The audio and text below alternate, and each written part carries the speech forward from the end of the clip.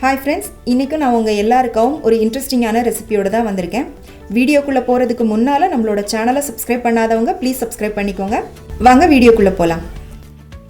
இன்றைக்கி நாம் chicken lollipop எப்படி பண்ணுறதுன்னு பார்க்க போகிறோம். ரொம்ப ஈஸியாக ரெஸ்டாரண்ட்டில் கிடைக்கிற மாதிரி அதே டேஸ்ட்டில் சிக்கன் லாலிபாப் வீட்டில் எப்படி பண்ணுறதுன்னு தான் பார்க்க போகிறோம். இதை செய்ய என்னென்ன பொருள் தேவைன்னு டிஸ்கிரிப்ஷனில் கொடுத்துருக்கேன். வாங்க எப்படி பண்ணுறதுன்னு பார்க்கலாம். இப்போ சிக்கன் லாலிபாப் பண்ணுறதுக்கு சிக்கன் விங்ஸை எப்படி லாலிபாப் ஷேப்புக்கு கொண்டு வர்றது அப்படின்னு பார்க்கலாம்.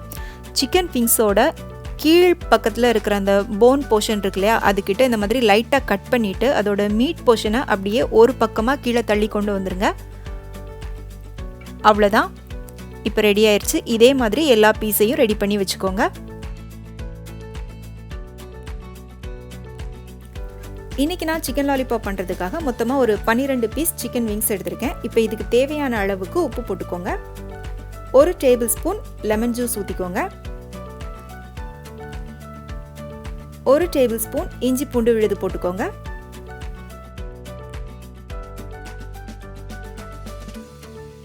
ஒரு அரை டீஸ்பூன் அளவுக்கு மிளகுத்தூள் போட்டுக்கோங்க. 1 டீஸ்பூன் சோயா சாஸ் ஊற்றிக்கோங்க.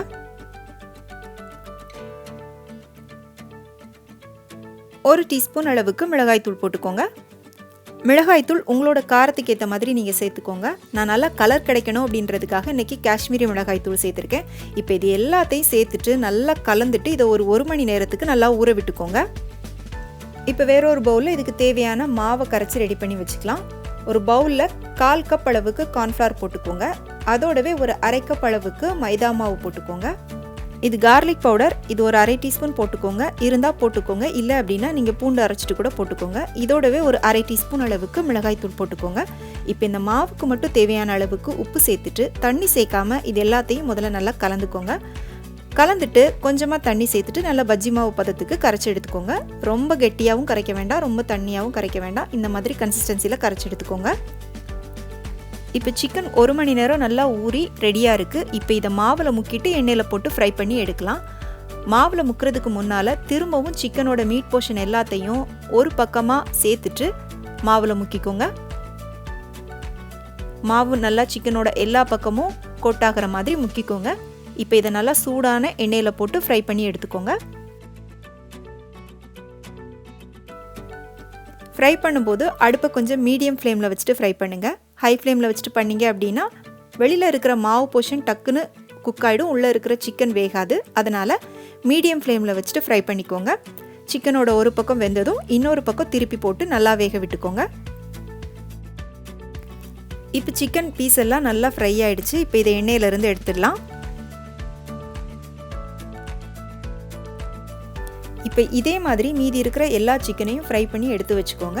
இப்போ வேற ஒரு கடாயில் ஒரு குழிக்கரண்டி அளவுக்கு எண்ணெய் ஊற்றிட்டு அது நல்லா சூடானதுக்கப்புறமா ஒரு 6-7 பல் பூண்டை இந்த மாதிரி சின்னதாக கட் பண்ணி போட்டுக்கோங்க.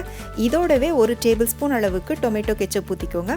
ஒரு அரை டேபிள் ஸ்பூன் அளவுக்கு ஷெஸ்வான் சாஸ் ஊற்றிக்கோங்க.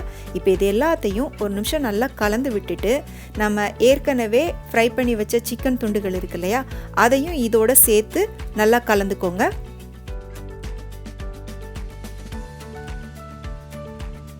சிக்கன் போட்டுட்டு ஒரு 2-3 நிமிஷத்துக்கு மட்டும் இது எல்லாத்தையும் நல்லா கலந்து விட்டுக்கிட்டிங்கன்னா போதும். நம்ம இதில் சேர்த்த சாஸ், கெச்சப் இது எல்லாமே நல்லா சிக்கன் துண்டுகள் மேலே ஒட்டணும். அந்த அளவுக்கு நல்லா கலந்து விட்டுக்கோங்க. நல்லா கலந்துட்டு இதை அடுப்பில் இருந்து இறக்குறதுக்கு முன்னால் ஒரு கைப்பிடி அளவுக்கு ஸ்ப்ரிங் ஆனியன் போட்டுக்கோங்க. ஸ்ப்ரிங் ஆனியன் போட்டுட்டு திரும்பவும் நல்லா கலந்து விட்டுக்கோங்க. அவ்வளோதான், நம்மளுடைய சிக்கன் லாலிபாப் தயாராகிடுச்சு. இனி சிக்கன் லாலிபாப் சாப்பிட்ணும் அப்படின்றதுக்காக நீங்கள் ஹோட்டல் தேடி போகணும் அப்படிங்கிற அவசியமே இல்லை. ரொம்ப சிம்பிளாக டேஸ்டியாக வீட்டிலையே செஞ்சு அசத்துங்க. இந்த சிக்கன் லாலிபாப்பை உங்கள் வீட்டில் செஞ்சு பார்த்துட்டு எப்படி இருந்துச்சுன்னு உங்களுடைய கருத்துக்களை எனக்கு மறக்காமல் கீழே கமெண்ட் செக்ஷனில் சொல்லுங்கள். இன்றைக்கி நம்ம பார்த்த இந்த ரெசிபி உங்கள் எல்லாருக்கும் பிடிச்சிருக்குன்னு நம்புகிறேன். மீண்டும் வேறொரு ரெசிபியோடு சந்திக்கிறேன். நன்றி, வணக்கம்.